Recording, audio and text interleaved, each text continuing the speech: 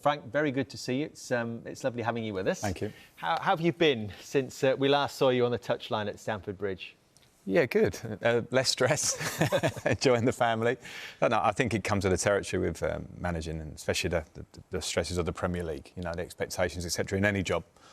So I think it's important you try and find the time out of the game to recharge a bit, enjoy things that you don't get the chance to do when you're working. So I'm probably in that spot in a minute. Much more relaxed, yeah. I mean, just how stressful is it when you're in the thick of it? Well, you know, I suppose there's a balance of feeling fortunate that you're in a job like this, you know, working in Premier League, to work at Chelsea, Everton, huge clubs. But, yeah, the expectations are great from the outside. I think any manager of your sorts puts a lot of expectation on yourself. Responsibility is big in these jobs.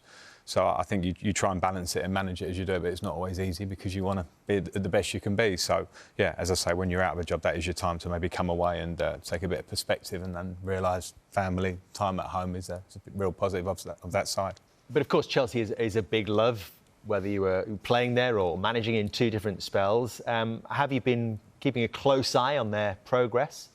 Yeah, absolutely. You know, to spend my time there at the end of the season was a very unexpected period.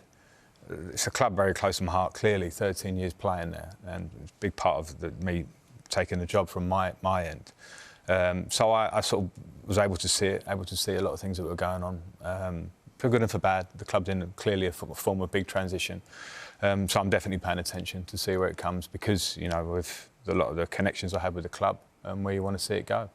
We're talking a lot about Chelsea, obviously, with Frank tonight, touching on Everton as well. There's also this great rivalry, or there was a great rivalry between you and Frank back in the 2000s about who gets this job long term.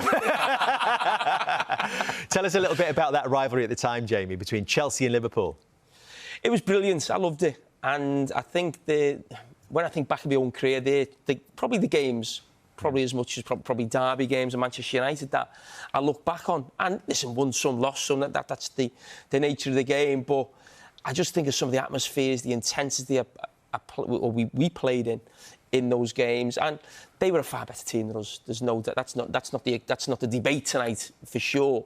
But I was probably proud of my club at that time for almost making it a fight, making it a battle, because really in terms of quality, you know, in squads and what you went on to achieve in terms of league titles, there was a big gulf. But we closed that gap for one-off games in a 4 or 5 year period, and the games that we all, you know, we look back on, and that's where that rivalry is spoken about. There was no sort of Liverpool-Chelsea rivalry before that, and it's probably still there a little bit today, isn't it? Yeah. I remember it starting with Rafa Benitez and Jose Mourinho. There was a bit of that. And as players, yeah, you're right, Jamie, I don't think you realise even until you retire, you look back with a real feeling about what the games were.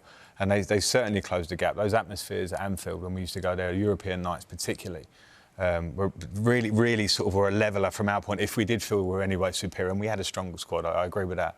But those nights were special, really tough.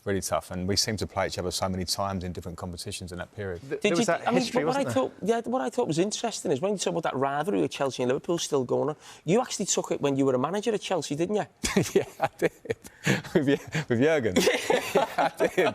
Yeah, it'll probably never leave me, will it, I guess? You know what I mean? Do you regret that? I regret the language slightly, because my daughter was 13 at the time. And the next day she was like showing me not to be proud of it. So no, I don't regret the emotions. I think it's a game of emotions, but I regret some of the language at the time. It's a big night. Like that every game when we played Chelsea. Yeah, it's true. Regardless of who you play.